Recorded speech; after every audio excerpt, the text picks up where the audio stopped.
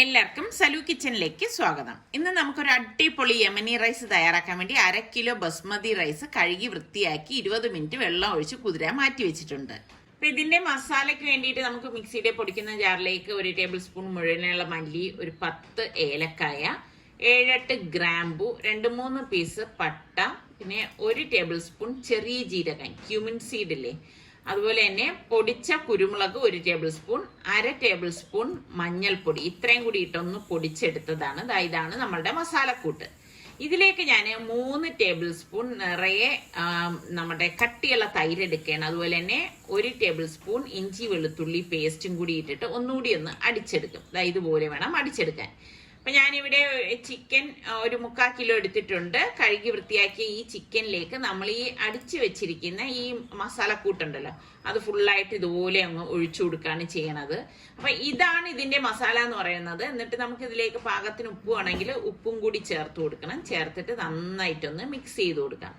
ഇതുപോലെ മിക്സ് ചെയ്തെടുക്കണം. ഇതിലേക്ക് ഞാൻ ഒരു 4 മുഴുവനെയുള്ള പൊട്ടറ്റോയും കൂടി ചേർത്ത് കൊടുക്കുകയാണ്. അപ്പൊ യമനി റൈസ് എന്നൊക്കെ പറയുമ്പം ഇതുപോലെ പൊട്ടറ്റോയൊക്കെ ചേർന്ന ഒരു റൈസാണ്. ഉണ്ടാക്കിയെടുക്കാനാണെങ്കിൽ വളരെ എളുപ്പമാണ് കേട്ടോ. അപ്പൊ ഇത്രയുള്ള സംഭവം. ഇതിന് വേണമെങ്കിൽ നമുക്കൊരു 1/2 മണിക്കൂർ മാറ്റി വെക്കാം. ഇനി നമുക്കൊരു പ്രഷർ കുക്കർ എടുത്തിട്ട് ഇതിലേക്ക് ഞാൻ 3 ടേബിൾ സ്പൂൺ ഒലിവ് ഓയിലാണ് ഒഴിച്ചു കൊടുക്കുന്നത്. ഒലിവ് ഓയിൽ തന്നെ ഇത് ഉണ്ടാക്കുന്നതാണ് നല്ലത് കേട്ടോ. എന്നിട്ട് നമ്മളുടെ ചിക്കനും പൊട്ടറ്റോയും ആ ഒരു ഗ്രേവി ഉണ്ടല്ലോ, അതെല്ലാം ഇതിലേക്ക് ഒഴിച്ചു കൊടുക്കാം. ഇതുപോലെ വേണം ഒഴിച്ചു കൊടുക്കാനുള്ളത്. ഇനി നമുക്ക് ഇതിലേക്ക് പച്ചമുളക് ചേർത്ത് കൊടുക്കണം. ഞാനിവിടെ 2 വലിയ പച്ചമുളകാണ് ചേർത്ത് കൊടുത്തിരിക്കുന്നത്. എന്നിട്ട് ഇതുപോലെ ഒന്ന് മിക്സ് ചെയ്ത് കൊടുക്കാം. മിക്സ് ചെയ്ത ശേഷം ഇത്രയേ ഉള്ളൂ സംഭവം. ഇനി ഇതിലേക്ക് വേറൊന്നും ചേർക്കത്തില്ല. ഈ ഒരു മസാലക്കൂട്ടിലാണ് നമ്മളുടെ ചിക്കൻ റെഡിയായി കിട്ടുന്നത്. പ്രഷർ കുക്കർ മൂടി മീഡിയം ഫ്ലെയിമിൽ വെച്ചിട്ട് നമുക്ക് വെയിറ്റ് ഇട്ട് കൊടുക്കണം.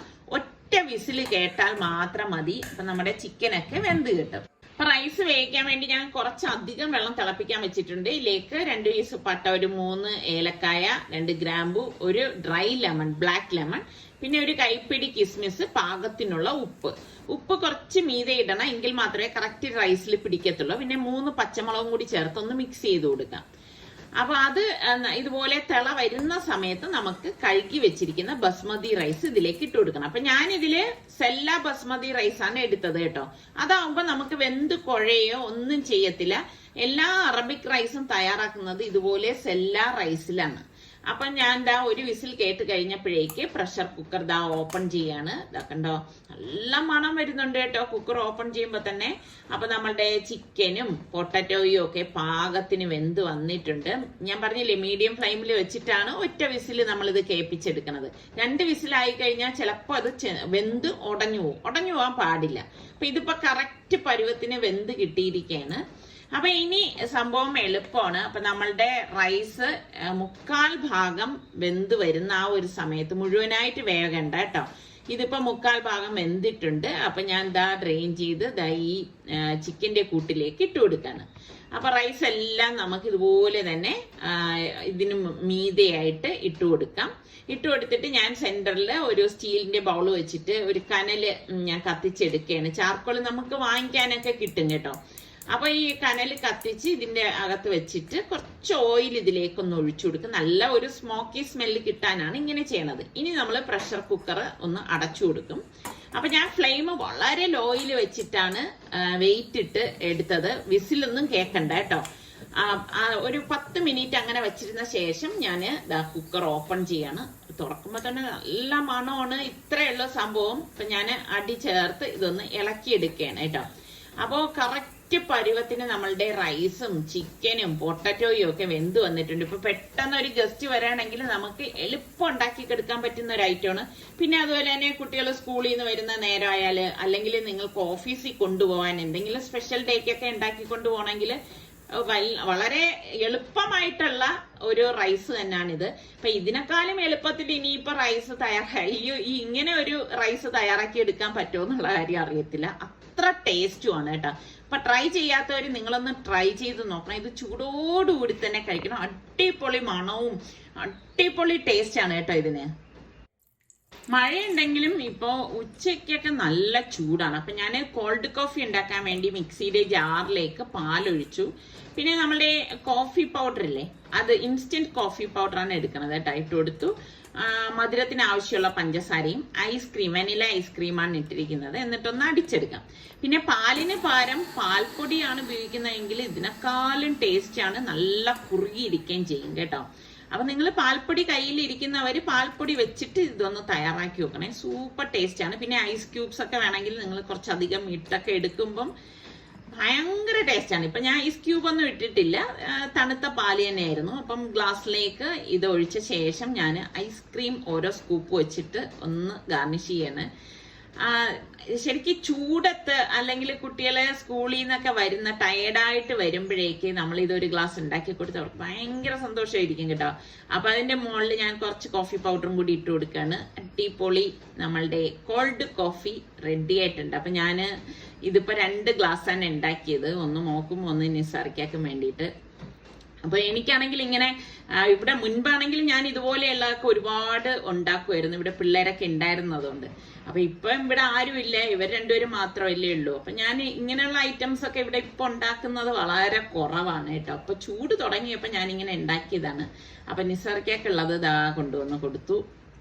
അപ്പൊ ഇത് ട്രൈ ചെയ്യാത്തവരൊന്ന് ട്രൈ ചെയ്ത് നോക്കണം, എന്തായാലും നിങ്ങൾക്ക് ഇത് ഇഷ്ടപ്പെടും കേട്ടോ. അടിപൊളി ടേസ്റ്റ് ആണ്. കോളിംഗ് ബെല്ലായിട്ട് ഞാൻ താഴെ വന്നപ്പോഴേക്ക് പോത്തിസിന്റെ സ്റ്റാഫ് അവരുടെ പുതിയ ജുവലറിയുടെ ഇൻവിറ്റേഷനുമായിട്ട് വന്നതാണ്. അപ്പൊ നാളെയാണ്, അതായത് 11-ാം തീയതിയാണ് ഈ ജുവലറിയുടെ ഉദ്ഘാടനം. അപ്പൊ നമ്മളുടെ തിരുവനന്തപുരത്ത് പുതിയ ഒരു ജുവലറി കൂടി വന്നിരിക്കുകയാണ്. അപ്പൊ നമുക്ക് സ്വർണ്ണമൊക്കെ വാങ്ങിക്കാൻ ഉദ്ദേശിക്കുന്നവർക്ക് എന്തായാലും ഒരു ചോയ്സും കൂടിയായി. അപ്പം രാവിലെ 11 മണിക്കാണ് ഈ ഒരു ജുവലറിയുടെ ഉദ്ഘാടനം. അപ്പൊ ഇതാ നമ്മളുടെ സ്കൂട്ടർ ഞാൻ പുക ടെസ്റ്റ് ചെയ്യാൻ വേണ്ടിയിട്ട് കൊണ്ടുവന്നതാണ്. അപ്പൊ അതിനൊരു കാരണമുണ്ട്, അത് ഞാൻ പറഞ്ഞുതരാം. അപ്പം ഇതിപ്പം പുക ടെസ്റ്റ് ചെയ്യാൻ ഞാൻ കൊണ്ടുവരുന്ന സമയത്ത് ഞാൻ സർക്കടുത്ത് പറഞ്ഞു ആ ബൈക്കും കൂടി കൊണ്ടുവന്നു കഴിഞ്ഞാൽ നമുക്ക് ഒരുമിച്ച് പോവാന്ന് പറഞ്ഞു. അങ്ങനെ ഇപ്പൊ ഞങ്ങൾ രണ്ടുപേരും കൂടി നിസാറിക്ക ബൈക്കിലും വന്ന് ഞാൻ സ്കൂട്ടറിലും വന്നു. അപ്പോഴാണ് നിസാറിക്ക ഓർത്തത് എങ്കിൽ പിന്നെ ബൈക്കിന്റെ ഓയിൽ ഒന്ന് ചേഞ്ച് ചെയ്യാന്ന്. ഇങ്ങനെയൊക്കെ വരുമ്പോ, അതായത് നമ്മൾ വലിയ ധൃതി ഇല്ലാത്ത സമയത്തെ നമ്മൾ ഇതിനൊക്കെ മുതിരത്തുള്ളൂ അല്ലെ. അല്ലാതെ നമ്മള് വർക്ക്ഷോപ്പിൽ കൊണ്ടുപോയിട്ട് ചെയ്യാന്നൊക്കെ വിചാരിച്ചിരിക്കും, എന്നാൽ അതൊട്ട് നടക്കത്തുമില്ല. വേണം എന്ന് കരുതിയാൽ ഇതെല്ലാം നമുക്ക് സമയാസമയങ്ങളിൽ ചെയ്തെടുക്കാൻ പറ്റുന്നതേ ഉള്ളൂ. അപ്പൊ നിസാറിക്ക പറയുന്നുണ്ട് സ്കൂട്ടറിന്റെ ഓയിലും കൂടി ചേഞ്ച് ചെയ്യാനായിട്ട്. പക്ഷെ എനിക്ക് അന്നേരം ഞാൻ പറഞ്ഞില്ല, ഞാൻ വർക്ക്ഷോപ്പിൽ കൊണ്ടുപോയിട്ട് ചേഞ്ച് ചെയ്യാം. ഇനി എന്തെങ്കിലും മാറ്റങ്ങൾ ഉണ്ടെങ്കിൽ നമുക്കറിയത്തില്ലല്ലേ ഏത് ഓയിലാണ് ഉപയോഗിക്കുന്നത്, അങ്ങനെയൊന്നും എനിക്കറിയത്തില്ല. അപ്പൊ എനിക്ക് ചിലതൊക്കെ അങ്ങനെയാണ് കേട്ടോ. അപ്പോഴേക്കും സാർക്ക് പിന്നെ ബൈക്കിന്റെയും പുകയൊന്ന് ടെസ്റ്റ് ചെയ്യാണ്. നമ്മള് വണ്ടിയൊക്കെ എടുത്തോണ്ട് പോവുമെങ്കിലും പൊല്യൂഷൻ സർട്ടിഫിക്കറ്റ് എക്സ്പയർ ആയോ അല്ലെങ്കിൽ ഇൻഷുറൻസ് ഉണ്ടോ RC ബുക്ക് ഉണ്ടോ എന്നൊന്നും ശ്രദ്ധിക്കത്തില്ല. പ്രത്യേകിച്ച് നമ്മൾ സ്ത്രീകളിലാണ് ഇത് കാണുന്നത്.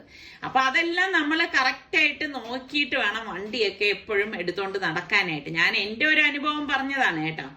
അപ്പൊ എന്തായാലും നിസാറിക്ക വണ്ടിയുടെ ഓയിലൊക്കെ ചേഞ്ച് ചെയ്തു, കുട്ടപ്പനാക്കിയൊക്കെ എടുത്തു. അപ്പം അതിന്റെ പേയ്മെന്റ് കൊടുക്കാണ്. സ്കൂട്ടറിന് BS6 ആയതുകൊണ്ട് 100 രൂപയും ബൈക്കിന് വന്നിട്ട് 80 രൂപയും മാത്രമേ ചാർജ് ഉള്ളൂ കേട്ടോ. അപ്പം ഇത് ഇപ്പം സ്കൂട്ടറിനും ബൈക്കിനും ഒക്കെ 1 വർഷത്തേക്കാണ് വാലിഡിറ്റി തന്നിരിക്കുന്നത്. സാധാരണ മുൻപൊക്കെ ആണെങ്കിൽ 6 മാസമായിരുന്നത്. അപ്പൊ ഇതെല്ലാം കഴിഞ്ഞതേ ബൈക്ക് വീട്ടിലേക്ക് കൊണ്ടുവന്നപ്പോഴേക്കും നിസാറിക്ക അതിനൊന്ന് കഴുകി എടുക്കാനായിട്ട് ഇതാ നിർത്തിയിരിക്കുകയാണ്. സാധാരണ നമ്മൾ ഈ സർവീസിന് കൊടുക്കുമ്പോഴാണ് ഇതെല്ലാം ചേഞ്ച് ചെയ്ത് വാഷ് ചെയ്തൊക്കെ കിട്ടണത്. ഇന്നിപ്പം നമ്മൾ തന്നെ ഇതാ വാഷ് ചെയ്യാനായിട്ട് പോവാണ്. നമ്മളെന്ന് പറയുമ്പോൾ നിസാറിക്ക കേട്ടാ. അപ്പം എനിക്കാണെങ്കിൽ ഏറ്റവും മടി ഇതുപോലെ വണ്ടിയൊക്കെ വാഷ് ചെയ്യുന്നതാണ്. നമ്മുടെ ഇവിടെ പിള്ളേരുള്ളപ്പം കണ്ടിട്ടില്ലേ, അവരെ കൊണ്ട് ചെയ്യിപ്പിക്കുക, അവര് ചെയ്യുന്നതല്ല, അവരെ കൊണ്ട് ചെയ്യിപ്പിക്കുന്നതാണ്. എടുത്ത് കഴുകടേ എന്നൊക്കെ പറഞ്ഞിട്ട് നമുക്ക് പറയാം. ഇപ്പൊ പിന്നെ പിള്ളേരാരും ഇല്ല. അപ്പൊ പിന്നെ ഓരോ കാര്യത്തിന് നമ്മൾ തന്നെ ഇങ്ങനെ മുന്നിട്ട് ഇറങ്ങണം.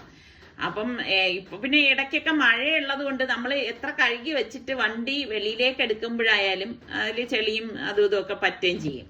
അപ്പൊ എനിക്കാണെങ്കിൽ ഏറ്റവും മടിയുള്ള ഒരു സംഭവം തന്നെ ഈ പറഞ്ഞ മാതിരി സ്കൂട്ടർ കഴുകുക എന്നുള്ളതാണ് കേട്ടോ. എന്നെ എപ്പോഴും നിസാറിക്ക വഴക്കുറയും, കയറി ഇരുന്ന് അങ്ങ് പോവും, പക്ഷെ അതങ്ങോട്ട് കഴുകണം എന്നൊന്നും ഇല്ലാന്ന്. അപ്പൊ ഞാൻ എപ്പോഴും പറയുന്നത് എന്താ അറിയോ, ഇപ്പൊ മഴയുള്ള സ്ഥലത്ത് നമ്മൾ വണ്ടി കൊണ്ട് വയ്ക്കുമ്പോഴേക്ക് ആ മഴവെള്ളം വീണ് അത് അത്രയും നനഞ്ഞു കിട്ടുമല്ലോ. അപ്പൊ പിന്നെ സംഭവം എളുപ്പമല്ലേ, അത് കഴുകിയതുപോലെ തന്നെ ഇരിക്കുമല്ലോ, ഒന്ന് തുടച്ചെടുത്താൽ മാത്രം മതിയല്ലോ എന്ന് പറയും. അപ്പൊ പറയും ഓരോന്നിനും ഓരോ ന്യായം കണ്ടെത്തുന്നതെന്നൊക്കെ നിസാറിക്ക ഇങ്ങനെ വഴക്ക് പറയാറുണ്ട്. എന്തായാലും വാഷിംഗ് ഒക്കെ കഴിഞ്ഞിട്ട് നിസറിക്ക് ബൈക്കിനെ ഒന്ന് മാറ്റി വെക്കാണ്. എന്തായാലും എൻ്റെ സ്കൂട്ടർ ഇന്നിപ്പോൾ ഞാൻ കഴുകുന്നൊന്നുമില്ല. എനിക്കിപ്പോൾ അതിന് മെനക്കെടാനുള്ള ഒരു മൂഡില്ല. മൂഡൊക്കെ വരുമ്പോഴാണ് നമുക്കിതൊക്കെ ചെയ്യാനായിട്ട് തോന്നുന്നത്. അപ്പോൾ ഇതൊക്കെയാണ് നമ്മളുടെ ഇന്നത്തെ കൊച്ചു കൊച്ചു വിശേഷങ്ങൾ എന്ന് പറയുന്നത്. ഇന്ന് ഞാൻ നേരത്തെ ഒരു കാര്യം പറയാമെന്ന് പറഞ്ഞതില്ലേ, അതെന്താണെന്നറിയോ, ഇന്ന് എനിക്കൊരു 8ന്റെ പണി കിട്ടിയേനായിരുന്നു. കാരണം ഞാൻ ഇന്ന് സിറ്റിയിലൂടെ പോകുമ്പോഴേക്ക് ഒരിടത്ത് ചെക്കിങ് നടക്കുന്നുണ്ടായിരുന്നു. ഭാഗ്യം കൊണ്ട് 2 വീലേഴ്സിനെയാണ് എല്ലാവരെയും നിർത്തുന്നത്. എങ്ങനെയോ എൻ്റെ വണ്ടി അതിൽ പെട്ടില്ലായിരുന്നു. അപ്പം ഞാൻ മുന്നോട്ട് പോയി കഴിഞ്ഞപ്പം എനിക്കൊരു ഡൗട്ട്, എൻ്റെ കയ്യിലുള്ള ഡോക്യുമെൻറ്റ്സ് ഒക്കെ ഉണ്ടോ എന്നുള്ള കാര്യം. അങ്ങനെ ഞാൻ വണ്ടി നിർത്തിയിട്ട് നോക്കിയപ്പോഴാണ് പുക ടെസ്റ്റ് എക്സ്പയർ ആയിരിക്കുന്നത് ഞാൻ കണ്ടത്. അപ്പം ശരിക്കും പറഞ്ഞാൽ നമ്മൾ വണ്ടി എടുക്കുന്നു, പ്രത്യേകിച്ച് നമ്മൾ സ്ത്രീകളല്ലേ, വണ്ടി എടുക്കുന്നു, കയറുന്നു, പോകുന്നു, നമ്മളിതെല്ലാം ചെക്ക് ചെയ്ത് തന്നെ ഇടയ്ക്ക് നമ്മൾ വണ്ടിയിൽ ഇതെല്ലാം ഉണ്ടോ, ഡോക്യുമെന്റ്സ് എല്ലാം ഉണ്ടോ എന്ന് ചെക്ക് ചെയ്യണം. കാര്യം അല്ലെങ്കിൽ എന്താണെന്ന് വെച്ചാൽ പോലീസ് ഇതുപോലെ നമ്മളെ ചെക്കിങ്ങിന് പിടിച്ചു നിർത്തുമ്പം മാനസികമായിട്ട് നമുക്കൊരു സ്ട്രെസ് തോന്നും ആ ഒരു സമയത്ത്, എന്തിനാണ് ഏതിനാണെന്നൊക്കെ ഉള്ളത്. അപ്പം അങ്ങനെയുള്ളത് ഒഴിവാക്കണമെങ്കിൽ നമ്മൾ ഇതുപോലെയുള്ള നമ്മളുടെ ഡോക്യുമെന്റ്സ് എല്ലാം കറക്റ്റ് ചെയ്ത് വെച്ചിട്ട് വേണം നമ്മൾ വണ്ടി എടുക്കാനുള്ളത്. എനിക്ക് തോന്നുന്നു അതിൽ കുറച്ച് പിന്നോക്കമാണ് നമ്മൾ സ്ത്രീകൾ എന്നാണ് തോന്നുന്നത് അല്ലേ, ഡോക്യുമെന്റ്സ് കാര്യങ്ങളൊക്കെ ചെക്ക് ചെയ്യുന്ന കാര്യത്തിൽ. അപ്പം അങ്ങനെ വണ്ടി എടുക്കുന്നവർ ഇപ്പം തന്നെ നിങ്ങൾ നിങ്ങളുടെ വണ്ടിയിൽ എല്ലാ ഡോക്യുമെന്റ്സും ഒക്കെ കറക്റ്റ് ആണോ എന്നുകൂടി ഒന്ന് ചെക്ക് ചെയ്തേക്കേട്ടാ.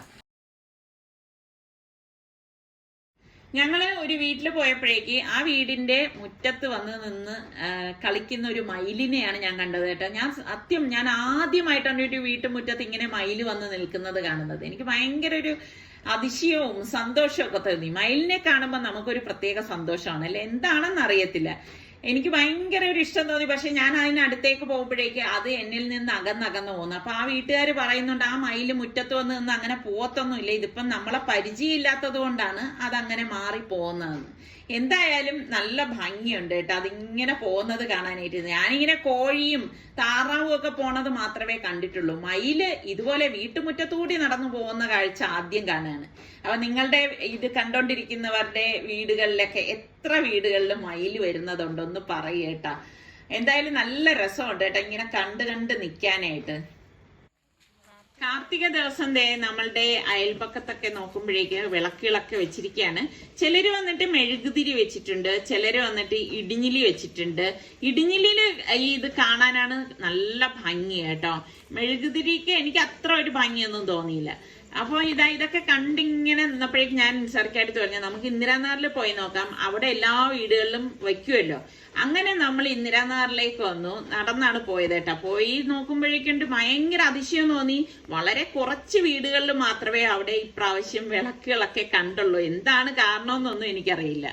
ഞാൻ കിച്ചണിൽ നിൽക്കുമ്പോഴേക്കുണ്ട് ഭയങ്കര ഒരു പാട്ടൊക്കെ കേട്ടു. അപ്പം അങ്ങനെ ഞാൻ ഫ്രണ്ടിലേക്ക് വന്നതാണ്. അപ്പോഴേക്ക് ഇതേ ക്രിസ്മസിനെ വരവേൽക്കാൻ ക്രിസ്മസ് കരോൾ വരെയാണ്. നല്ല രസമുണ്ട് കേട്ടോ. കൊച്ചു പിള്ളേരാണ് ഇപ്രാവശ്യം വരുന്നത്. അപ്പൊ അതില് ഈ ക്രിസ്മസ് പാപ്പ ഇപ്രാവശ്യം മെലിഞ്ഞൊരു ക്രിസ്മസ് പാപ്പയാണ്. ദേ നോക്കിക്കേ. എന്തായാലും കൊച്ചു പിള്ളേരുടെ പ്രകടനമൊക്കെ കാണാൻ നല്ല രസമാണ് കേട്ടോ. ആ മോൻ എത്ര ഫ്ലെക്സിബിൾ ആയിട്ടാണ് കളിക്കുന്നത് നോക്കി. ഇത് കണ്ടോണ്ടിരിക്കുമ്പോ തന്നെ നമുക്ക് നല്ല രസം തോന്നും കേട്ടോ. പിന്നെ ഒരു കാര്യം, ഈ കളി മാത്രം കണ്ടോണ്ടിരുന്നാൽ പോരാ. നമ്മളുടെ ചാനൽ കണ്ടോണ്ടിരിക്കുന്നവരിൽ സബ്സ്ക്രൈബ് ചെയ്യാതെ കാണുന്ന ആരെങ്കിലും ഒക്കെ ഉണ്ടെങ്കിൽ നിങ്ങൾക്ക് നമ്മളുടെ ചാനൽ ഇഷ്ടപ്പെടുകയാണെങ്കിൽ സബ്സ്ക്രൈബ് ചെയ്യാനോ ആ ബെല്ലൈക്കൺ പ്രസ് ചെയ്യാനോ ഒന്നും മറന്നു വരുതേ. എങ്കിലും മാത്രമേ ഞങ്ങൾ ഇതുപോലെ വീഡിയോസ് ഒക്കെ പോസ്റ്റ് ചെയ്യുന്ന സമയത്ത് നിങ്ങൾക്ക് നോട്ടിഫിക്കേഷൻ ഒക്കെ കിട്ടത്തുള്ളൂ. അപ്പൊ അടുത്ത് നമുക്ക് ഇതുപോലെയുള്ള നല്ല റെസിപ്പിയോ വ്ളോഗായിട്ടൊക്കെ കാണാം. അതുവരയ്ക്കും എല്ലാവർക്കും ബൈ.